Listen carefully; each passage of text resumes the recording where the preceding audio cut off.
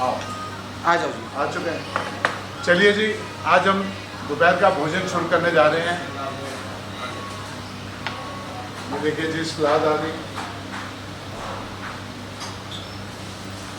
ये हमारे भोजन का बहुत ही महत्वपूर्ण हिस्सा होता है सलाद का।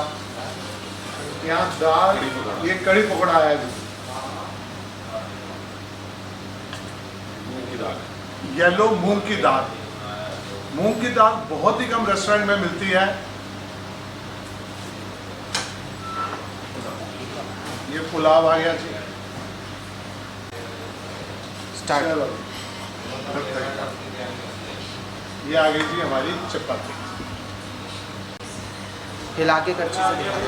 ये हमारी मूंग की येलो दाल है जी। ये पतीले हम लोगों के यहाँ जो भी दाल वगैरह है, जो भी बनाया है, हम लोग कुकर का यूज़ नहीं करते। तो ओपन में कुक होता है पतीले में, और स्लो आंच पे इसको कुक किया जाता है। और जनरली हम लोग येलो दाल को हम बीमारों वाली दाल भी कह देते हैं। लेकिन एक चीज़ ये देखी गई है कि जब येलो दाल जब बॉईल करते हैं, अगर आप इसकी झाग नहीं निकालेंगे तो यही दाल आपको यूरिक एसिड करेगी। तो ये आधे घंटे के लिए इसको तेज़ आंच पे, और उसके बाद 1.5 घंटे के लिए इसको हल्की आंच पे इसका झाग निकाला जाता है। धीमी आंच पे इसको बनाया जाता है। इसका पहले झाग निकाला जाता है, तो करीब वो 45 मिनट का प्रोसेस है झाग निकालने जी। अगर झाग नहीं निकालेंगे तो ये यूरिक एसिड करेगी। और कुकर में आप बनाएंगे तो झाग निकालने का कोई विकल्प ही नहीं रह जाता। जैसे मैंने सुना था कुकर में दाल फटती है, गलती नहीं है। बिल्कुल सही सुना आपने। दाल का जो उसका अपना कंटेंट होता है इंग्रेडिएंट्स का, वो ब्रेक हो जाता है, पार्टिकल ब्रेक हो जाता है, और 30% वो ऐश हो जाता है कुकर में। इसमें थोड़ा गैस तो ज़्यादा लगता है, लेकिन ये पद्धति पुरानी पद्धति है। हमारे कुकर जब नहीं थे तो ऐसे ही कुक होता था, तब बीमारियां भी कम थी। और ये मूंग की दाल हमारे यहाँ दिन में 2 बार भी बन जाती है कभी कभी। ये जनरली मूंग की दाल आपको हर किसी रेस्टोरेंट में नहीं मिली जी। मैं दिल्ली में, मेरा एक रेस्टोरेंट था, अपना होटल था, वहाँ मूंग की दाल ही बनाते थे। साबुत भी, ये भी, खिचड़ी भी इसी दाल की बनती है। मूंग की दाल ऐसे जिसकी पकौड़ियाँ भी बनती है, मूंग की दाल ही है जिसके वड़ियाँ भी बनती हैं, और मूंग की दाल का हलवा भी बनता है। और ये क्या जी? ये कड़ी जी टुडे स्पेशल हमारा एक मेन्यू रहता है। एक्चुअली हमारे यहाँ जो भी खाना स्टाफ में बनता है वो हमारा टुडे स्पेशल होता है। तो आज स्टाफ ने कड़ी बनाया। क्या बात है जी। तो ये देखिए जी, क्या ज़बरदस्त ये पकौड़ी है इसमें। तो और इसमें हम लोग पिछले 5 साल हो गए हम लोग रिफाइंड यूज़ नहीं करते अपने खाने में। किसी क्या भी बात खाने कर में रहे हैं? हाँ, हम किसी भी खाने में आपको रिफाइंड नहीं मिलेगा, क्योंकि हम लोग जनरली हर क्वार्टरली हम लोग अपने स्टाफ का भी हेल्थ चेकअप कराते हैं। तो हमने अक्सर देखा कि जब रिफाइंड, जब तक हम फॉर्चून या ये सब यूज़ कर रहे थे, तो हमारे स्टाफ में बैड कोलेस्ट्रॉल का प्रॉब्लम, एसिडिटी का प्रॉब्लम, ये सब जनरल इश्यूज़ रहते थे। और कहते हैं कि अगर आपका शेफ़ है, आपके सर्विस पर्सन्स है, अगर ये हेल्दी नहीं होंगे तो ये उस भाव से सर्व नहीं कर पाएंगे, कुक नहीं कर पाएंगे। तो इसीलिए हमने 5 साल पहले ये डिसाइड किया कि हम रिफाइंड यूज़ नहीं करेंगे। तो फिर ऑल्टरनेट सर्च करना शुरू किए। हमारा अपना फार्म है, मस्टर्ड ग्रो करते हैं हम। तो मस्टर्ड ऑयल हमने तंदूर का जितना भी कुकिंग रहता है उसमें हम रॉ मस्टर्ड ऑयल यूज़ करते हैं। और फिर जो ये धान के छिलके से, चावल का जो छिलका होता है जी, पैडी हस्क बोलते हैं, इससे एक नेचुरली इसको फोर्टिफाई करके एक ऑयल बनता है जिसको राइस ब्रेन ऑयल बोलते हैं। राइस ब्रेन ऑयल का खासियत ये है कि आपको ऐसा लगेगा आप पानी में पूरी तल रहे हैं। अभी ऑयल भी आपको मंगा के दिखाता हूँ। आप ऐसे फिंगर डाल के और ऐसे चुटकी बजाएंगे तो चुटकी बजेगा, बिल्कुल भी चिकनाहट नहीं होता है। लेकिन राइस ब्रेन ऑयल का प्रोसेसिंग हमारे यहाँ जो एक्चुअल प्रोसेसिंग है वो इधर नॉर्थ इंडिया में 2 ही प्लांट है जी। एक प्लांट है जगरांव में, AP ऑर्गेनिक्स करके, जहाँ सबसे बड़ा बॉटलिंग यूनिट है नॉर्थ इंडिया का। वहाँ फॉर्चून भी पैक होता है, धारा भी पैक होता है। और वहाँ के जो ओनर हैं उस यूनिट के, तो मैं स्पेशली ऑयल का जब R&D कर रहा था तो मैं वहाँ गया। मैंने उनसे पूछा आप अपने घर में कौन सा तेल खाते? तो उन्होंने बताया कि ये जब हमारे पास राइस हस्क आता है और जब हम उसको प्रोसेस करते हैं तो 24 घंटे के अंदर अंदर हमें इसको प्रेशराइज करना होता है। अच्छा। अगर 24 घंटे से हमने ऊपर छोड़ दिया तो फंगल इन्फेक्शन आ जाता है। ओके। तो बोले वो ऑयल, तो मैंने बोला वो आप बेचते हैं क्या? तो बोले हम बल्क में देते हैं और ऐसा हम रिटेल नहीं करते हैं उसका। तो मैंने उनसे वहाँ से 5 ड्रम का उनको ऑर्डर दिया और वहाँ से मैंने सोर्स किया। तो पहले मैं अपनी गाड़ी में ले आया जितना आया, फिर मैंने तो ड्रम का क्या था, ट्रांसपोर्ट में एक बार ड्रम हमारा थोड़ा डैमेज हुआ तो बहुत नुकसान हुआ, क्योंकि हमारा एक ड्रम का कंजम्पशन है पर मंथ का। तो फिर उन्होंने मुझे सजेस्ट किया, उनके कोई रिलेटिव ने अभी यहाँ पे भी यूनिट लगाया है, तो ये मेरे को नियर बाय पड़ेगा, तो अभी एक और यूनिट यहाँ पे उनका लगा है, वहाँ से अब हमारा सोर्स हो रहा है। मैं ऑयल दिखाऊंगा आपको। हाँ जी। और उसके बाद हमने जब स्टाफ का अपना रिपोर्ट कराया तो कभी हमारे को बैड कोलेस्ट्रॉल हाई नहीं मिला, एसिडिटी का प्रॉब्लम नहीं मिला। हम गैप रखते हैं वैसे तो, लेकिन अभी शूट के लिए आप लोगों के लिए सब साथ में लगवा दिया जी जी जनरली।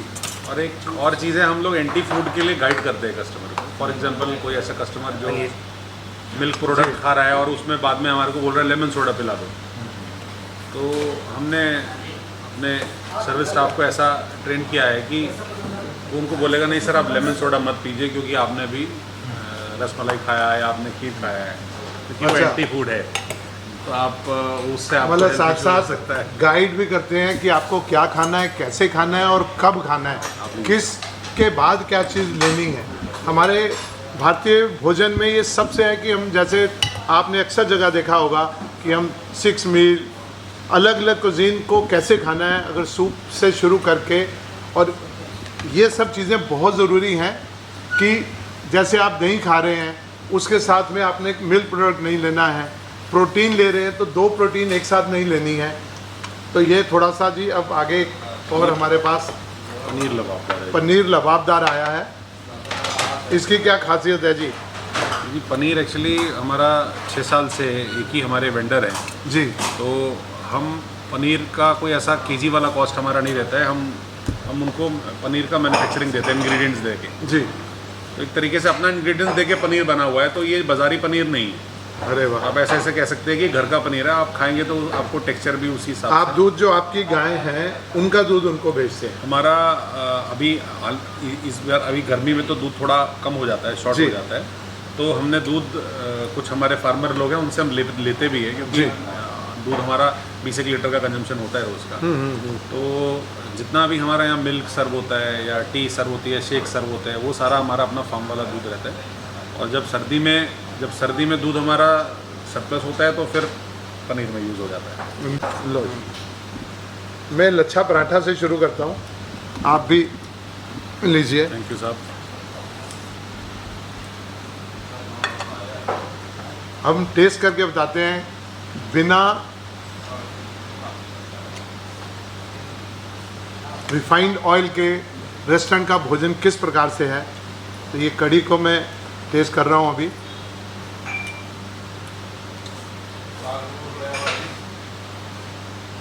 और शुद्ध अपने खेत की गेहूं से बनी हुई ये रोटी या लच्छा पराठा है जिसे हम खा रहे हैं।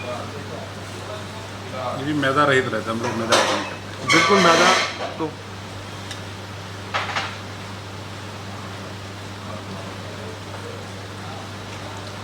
मुझे बिल्कुल घर में जो हम दाल बना के खाते हैं, जो हमारी माँ या पत्नी बना के देती थी, सेम टेस्ट मुझे यहाँ मिल रहा है उसका।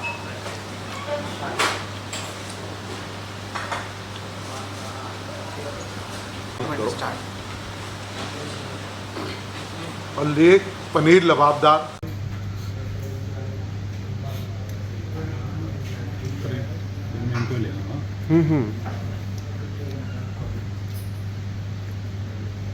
मुझे 1% भी नहीं लग रहा कि मैं किसी रेस्टोरेंट में बैठ कर खाना खा रहा हूँ। हालांकि कल रात को भी हमने डिनर किया था। खाना खाने के बाद अक्सर होता है रेस्टोरेंट में खाते हैं, उसमें ग्रेवी इतनी हैवी होती है, ऑयल इतना ज़्यादा होता है और क्रीम बहुत ज़्यादा अक्सर आप देखते हैं हर डिश में आपको क्रीम मिलेगी ऊपर। यहाँ इस तरह से कहीं क्रीम का कोई पोर्शन नहीं डाला गया है। और ये जो पनीर लबाबदार, जैसे मैंने आपको बताया कि मैं पनीर खाना बंद कर चुका था बाहर कहीं भी, घर में जो बना हुआ पनीर है केवल वही खाता हूँ।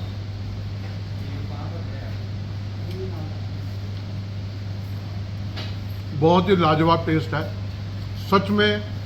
पंजाब के बहुत हमारे रिश्तेदार हैं, वहाँ जाके कई बार खाते हैं, तो वो टेस्ट हमें यहाँ रुद्रपुर में मिल रहा है, इस पंजाबी हांडी में मिल रहा है। तो मैं रिकमेंड करूँगा कि आप जब भी रुद्रपुर आएँ, नैनीताल जाते हुए आप एक बार यहाँ ज़रूर आएँ। अगर एक बार आ गए तो आप फिर उसके बाद बार बार आएंगे। आपके पास कुछ रेगुलर कस्टमर हैं, उनके क्या व्यूज़ रहता है? काफ़ी कस्टमर है हमारे रेगुलर। अक्सर जो नैनीताल जाने वाले टूरिस्ट हैं तो लोग हेल्दी ईटिंग को ढूंढते हैं और रेटिंग देख के आते हैं, तो काफ़ी लोग ऐसे हैं जो रेगुलर हमारे पास आते हैं। और आज से नहीं, 6 से 8 साल से आ रहे हैं। हमारा अभी 12 साल कंप्लीट हुआ, 12-13 साल हो गया हमारे। लो जी,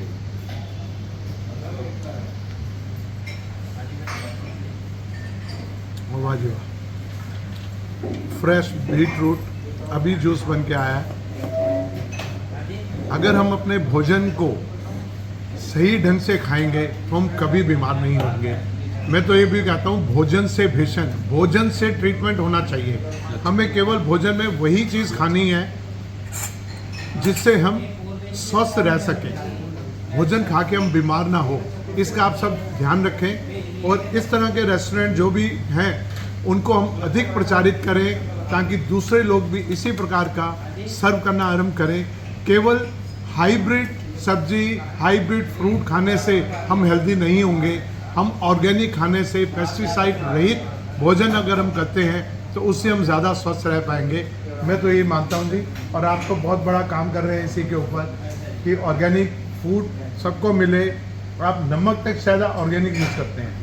हमारा प्रयास रहता है कि जितनी चीज़ें हमारे पहाड़ पे हमारा, क्योंकि हम उत्तराखंड में हमारे जो देवभूमि के पहाड़ हैं ये हमारे को काफ़ी उच्च गुणवत्ता का इंग्रेडिएंट देते हैं। और वहाँ वाटर पॉल्यूशन नहीं है, एयर पॉल्यूशन नहीं है, किसी तरीके का केमिकल का स्प्रे नहीं है। हमारा काफ़ी एरिया उत्तराखंड में ऑर्गेनिक, बाय डिफ़ॉल्ट ऑर्गेनिक है जी। तो हम प्रयास करते हैं कि ज़्यादा से ज़्यादा इंग्रेडिएंट्स हम वहाँ से सोर्स करें। उससे हमारे फार्मर्स को भी बल मिलता है, लोकल फार्मर्स को बल जी मिलता जी है। जी जी। तीसरा, हम खुद खेती करते हैं, तो हमारा यहाँ से 7 किलोमीटर पे हमारा अपना फार्म हाउस है, कौशल्या फार्म्स का। तो जैसा कि आपने देखा, मैक्सिमम चीज़ें वहाँ से सोर्स कर लेते हैं। जब ये सेटअप बनाया था उसके पीछे भी यही सोच थी कि हम तो खेती करते थे, किसान थे, तो हमें लगा कि क्यों ना प्रोसेस करके खिलाया जाए और अच्छा खिलाया जाए और भाव से खिलाया जाए। थोड़ा कहते हैं कि खाने में भाव डाल दें तो उसका कुछ रंग ही और हो जाता है। हम कहते हैं कि माँ के हाथ का खाना बोलते हैं। क्या बात है। तो हमारा जो हमारे शेफ़ लोग हैं उनको भी यही ट्रेनिंग रहता है। हम उनको यही समझाते हैं कि अगर तुम्हारा परिवार का कोई जन खाना है तो कैसे खिलाओगे। वो सोच के अगर आप बनाओगे तो वो खाने में स्वाद के साथ साथ वो भाव का फील आता है। टेस्ट अपने आप आएगा जी, बिल्कुल ठीक कहा आपने। सेहत भी अच्छा। और इसमें हम लोगों का ये भी प्रयास नहीं है कि हम सिर्फ पैसे के लिए, ठीक है पैसा भी ज़रूरी है क्योंकि उसके बिना भी कुछ नहीं होता है, लेकिन वो प्रायोरिटी नहीं है। बहुत कुछ बढ़िया भी जी। खिला के खाली पैसा कमाना है, वो वाला कंसेप्ट नहीं। बहुत सुंदर। ये मैं कढ़ी और ये चावल खा रहा हूँ जी। फ्राइड राइस अक्सर मैं अवॉइड करता हूँ, प्लेन राइस खाता हूँ, लेकिन कल रात भी खाया और ये फ्राइड राइस खाने के बाद राइस का भी टेस्ट आ रहा है और जो वेजिटेबल हमने खाई है उसका भी टेस्ट आ रहा है। ये सच में अपने आप में बहुत ही अनोखा अनुभव है मेरा। मैं लगभग हज़ारों रेस्टोरेंट में भोजन कर चुका हूँ पर ये उन सब से भिन्न है और बहुत स्वादिष्ट है। मैं तो इसको 10 में से 10 नंबर दूंगा। इसलिए नहीं कि मेरे मित्र हैं, सच में मित्र वही होता है जो एक दूसरे की गलतियां भी बताएंगे, लेकिन क्योंकि ये इतना अच्छा कार्य कर रहे हैं तो मेरा फर्ज बनता है कि मैं अपने चैनल फूड जर्नी बाय निर्मल उसके माध्यम से मैं सब तक एक चीज़ को पहुंचाऊं। और सिर्फ इनका भी उद्देश्य है कि जो दूसरे रेस्टोरेंट वाले भोजन बना रहे हैं वो भी इससे सीख लें और इसी प्रकार का भोजन वो भी सर्व करें ताकि हम प्रत्येक मनुष्य को स्वस्थ रख सकें। आप मेरे साथ जुड़े रहिए और हम भोजन करते हैं।